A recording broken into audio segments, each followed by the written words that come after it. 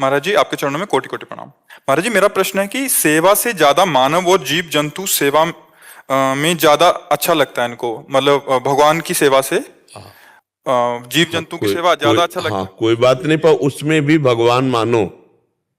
बिना भगवान माने जो सेवा होगी वो पुण्य होगा, लेकिन जब हम भगवत भाव रख लेंगे तो वही हमें भगवत प्राप्ति करा देगी। समझ रहे ना? हम जीवों में भगवान देखें कि हम कबूतर को दाना दे रहे हैं तो मेरे भगवान कबूतर के रूप में है, इसके अंदर भगवान बैठे हुए ना। बिना भगवान के तो चल ही नहीं सकता। तो हम भगवान को देखने की चेष्टा करें, सब में भगवान है, तो ऐसा मानकर हम पशु पक्षी किसी की सेवा करें। देखो, कुत्ते में भगवान का दर्शन किया नामदेव जी ने। जब रोटी बना रहे थे ठाकुर जी के लिए, तो कुत्ता मुंह में रोटी दबा के भागा। अब वो घी गरम कर रहे थे, इधर उतर कुत्ता रोटी लेके, तो दौड़ते हुए पीछे जा रहे हैं, कह रहे भगवान सूखी रोटी मत खाओ, घी भी तो आपके लिए, चुप रह लो।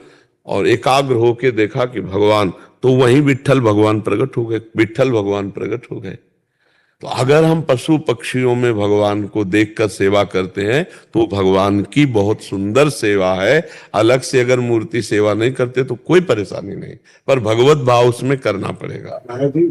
मूर्ति सेवा भी करते हैं, लेकिन उतना मन नहीं लगता जितने इस काम। कोई बात नहीं, हम यही कह रहे हैं, भगवान उन रूपों में भी है। आप खूब मन लगाकर उन जीवों की सेवा करो। किसी जीव को कष्ट ना पहुंचाना और सुख पहुंचाना, ये सबसे बड़ी भगवान की सेवा है। इसीलिए हम उन लोगों से प्रार्थना करते हैं जो लोग मांस खाते हैं, पशु पक्षियों का, जीवों का, कि आपका जैसा शरीर प्रिय है ऐसे हर जीव का शरीर प्रिय है, और आप दूसरों का मांस उबाल के काट के खाते हो तो आपकी दुर्गति पक्की। आपके शरीर को बहुत कष्ट होगा, बहुत पीड़ा होगी। एक आदमी जिंदगी में कभी कोई पुण्य नहीं किया था, पर उसके मन में आता तो एक रोटी का आटा लेकर मछलियों को ऐसे जल में पवाता जाके। तो जब नरक में जाने के लिए उसकी तैयारी हुई तो देखा गया कि इसका पुण्य क्या है। तो बोले इसने मछलियों को, और मछली का अवतार एक बार भगवान लिए, मत्स्य अवतार लिए ना, मत्स्य अवतार, वो नरक से बच गया।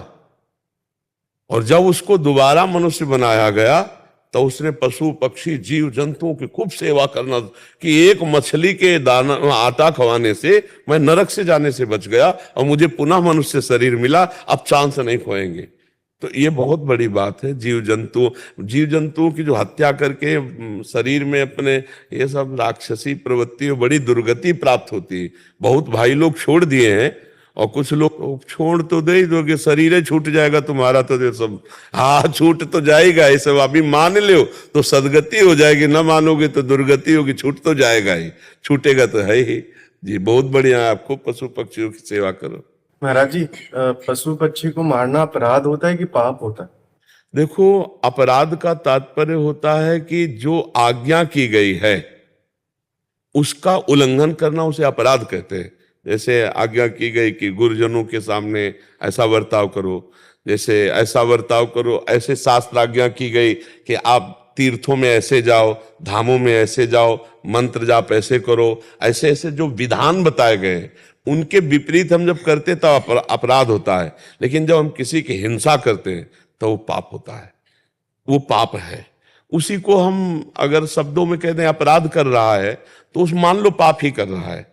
और अगर हम जैसे शास्त्रीय भाषा हमको नहीं समझते और कह रहे हैं पाप है, तो मान लो कि अपराध ही है। जैसे गुरु अवहेलना करना, तीर्थों में जाकर के मनमानी आचरण करना, जो शास्त्र निषिद्ध है उन कार्यों को करना, जो मंत्र के समय बताया गया सावधानी करो ऐसा नहीं, जो वो अपराध की संज्ञा में आते हैं। और जब हम किसी को अपने सुख के लिए पीड़ा देते हैं तो उसे पाप कहते हैं। जैसे पाप शब्द में आता है मदिरापान करना, पर स्त्री गमन करना, दूसरे का द्रव्य अपहरण करना, और हिंसा करके दूसरे का मांस खाना, और जुआ खेलना।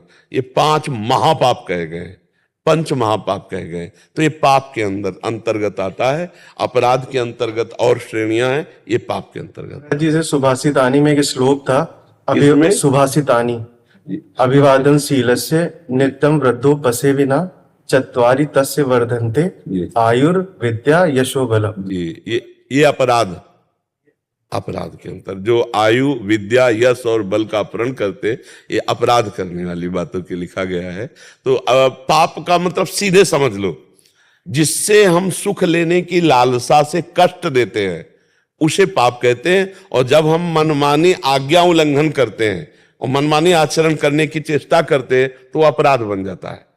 जो गुरुजनों की आज्ञा को उल्लंघन करना, शास्त्र की आज्ञा को उल्लंघन करना, अब जैसे पूजा का विधान है, यज्ञ का विधान है, दान का विधान है, तीर्थ यातन का विधान है, धर्म का विधान है, इसमें जो हम तो फिर जैसे अब हमारे यहाँ सेवा में अगर त्रुटि होती है, मनमानी करते हो तो सेवा के 32 अपराध हैं। सेवा में 32 अपराध हैं। धामापराध है, वैष्णव अपराध है, नाम में 10 अपराध नामापराध है। ये सब अपराध के अंतर्गत आते, जिनको आज्ञा की गई कि ऐसे चलो तो आप ऐसे ना चल के मनमानी किए तो अपराध। लेकिन जो सुख की लालसा से शराब पीना, परिस्त्री गमन करना, काट करके जीवों को खाना, जुआ खेलना, छल हिंसा, चोरी करना, ये सब पाप के अंतर्गत आता है।